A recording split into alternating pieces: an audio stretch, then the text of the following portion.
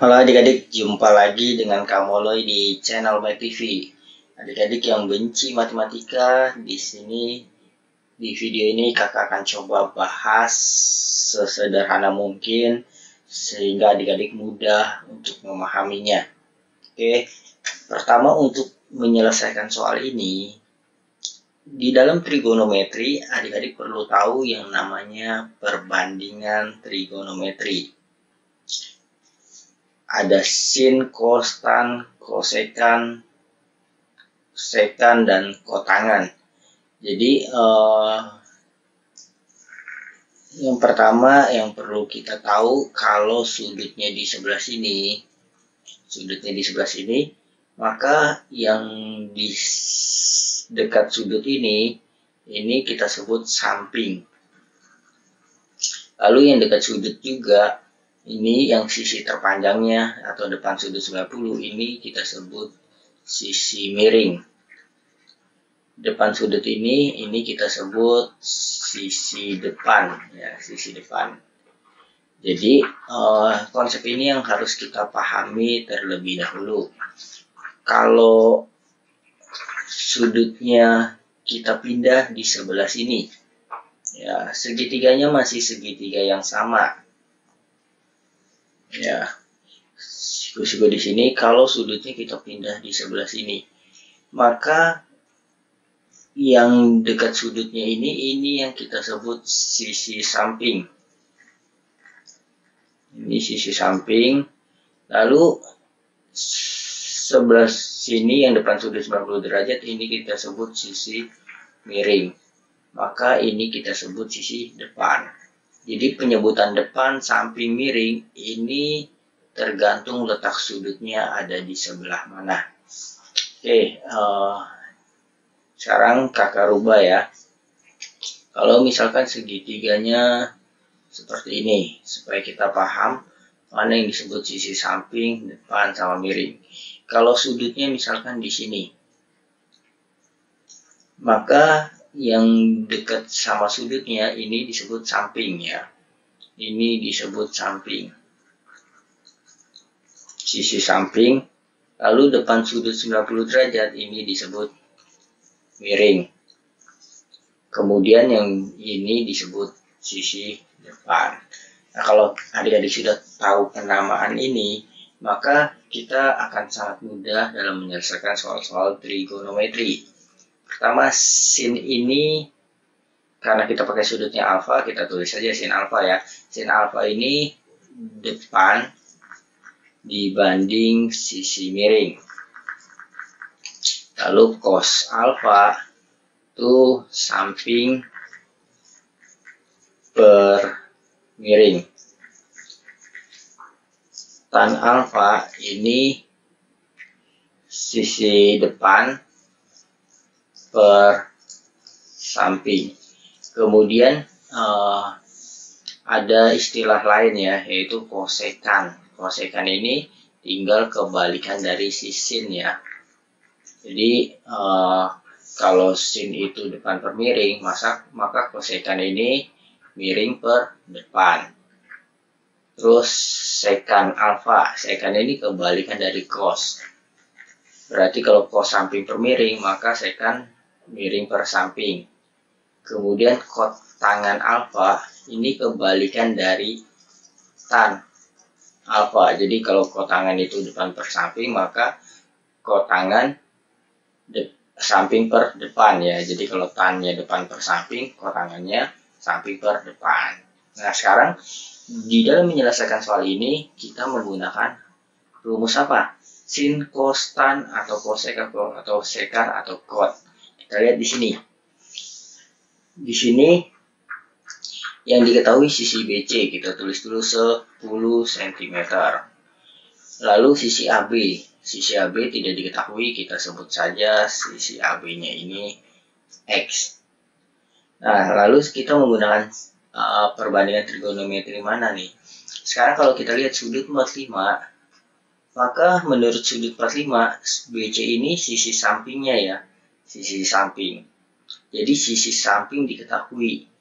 Nah, kalau sisi samping diketahui, kita menggunakan apa nih?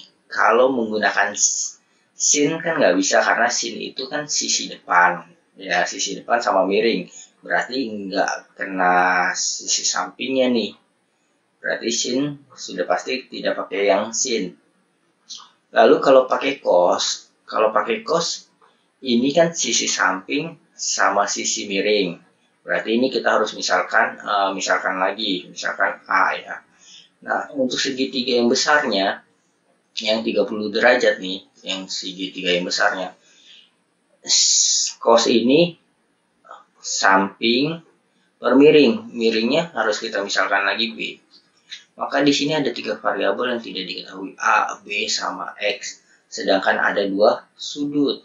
Berarti di dalam penyelesaian persamaan, kalau cuma ada dua persamaan, maka harus ada 2 variabel. Kalau ada 3, maka tidak bisa diselesaikan. Berarti kita tidak pakai cos. Ya. Maka satu-satunya yang harus kita pakai ya tan ya. Tan. Nah, dalam segitiga CBD, kakak buat ukuran lebih kecil ya, biar muat. CBD ini sudutnya kan 45 derajat. Ini kita misalkan Y ya, ini Y, ini 10. Maka tan 45 derajat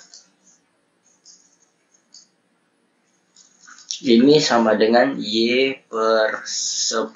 Ingat, tan itu depan per samping.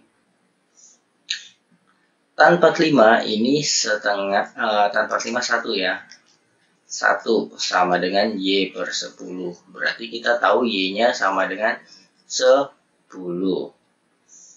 Kalau kita sudah tahu Y-nya 10,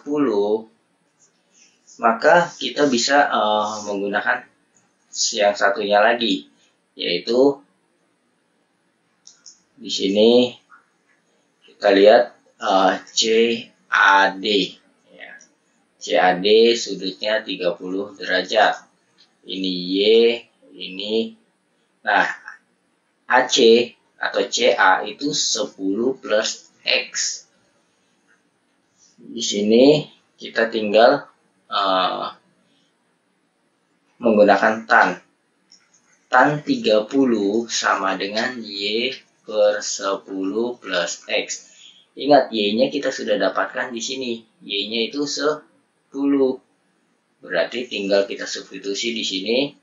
Tan 30 ini 1/3 akar 3. Y-nya 10 per 10 plus X. Kemudian kita tinggal kali silang saja ya. Ini 1/3 akar 3, kakak bisa tulis akar 3/3. 10 per 10 plus X. Kemudian kita kali silang. Ini jadi 10 akar 3 plus akar 3X sama dengan 30. Kemudian kita kelompokkan sesama yang tidak ada X-nya ya. Berarti ini akar 3X sama dengan 30 dikurang 10 akar 3. Ini berarti X-nya sama dengan 30 dikurang 10 akar 3 per 3. Per akar 3 ya, ini per akar 3. Nah, bentuk seperti ini harus kita rasionalkan. Berarti kita sudah dapat X-nya ya. X-nya yaitu 30 kurang 10 akar 3 per akar 3. Nah, ini kita perlu rasionalkan. Kita kali akar 3 per akar 3. Sehingga ini menjadi 30 akar 3 kurang 10 akar 3 kali akar 3. Ini jadi akar 3 kali akar 3 kan terbuka ya akarnya. Jadi 10 kali 3, 30 per akar 3 kali akar 3 yaitu 3. Sama dengan ini bisa dibagi 3. 30 bagi 3 kan 10. 30 bagi 3, 10. Nah, ini jadi 10 akar 2, akar 3 ya. 10 akar 3 dikurang 10. Kemudian nih kita bisa faktorkan 10-nya, tarik keluar akar 3 dikurang 1 seperti ini. Oke, berarti jawabannya adalah yang C ya. Oke, sekian video dari kakak, semoga ini bermanfaat untuk kamu belajar. Sampai jumpa di video kakak selanjutnya. Dadah.